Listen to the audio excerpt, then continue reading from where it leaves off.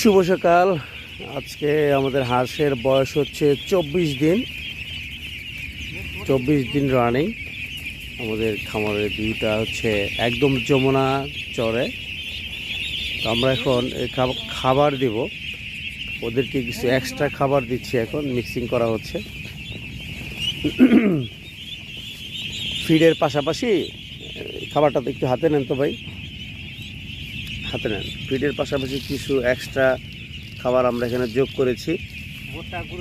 হ্যাঁ, এখানে এর কারণ হচ্ছে কিছুটা সাশ্রয় করার জন্য এবং উপযুক্ত শামুক পায় তো পর্যাপ্ত পরিমাণ, এটা যেহেতু বিল, যার কারণে আমরা খাবারটা ফিডের মধ্যে না রেখে আমরা নিজেরা তৈরি করে খাওয়ানোর চেষ্টা করছি। কারো যদি এ বিষয়ে অগাধ অভিজ্ঞতা থাকে তাহলে অবশ্যই আমাদের সাথে শেয়ার করবেন, আমরা যেন উপকৃত হতে পারি ইনশাআল্লাহ।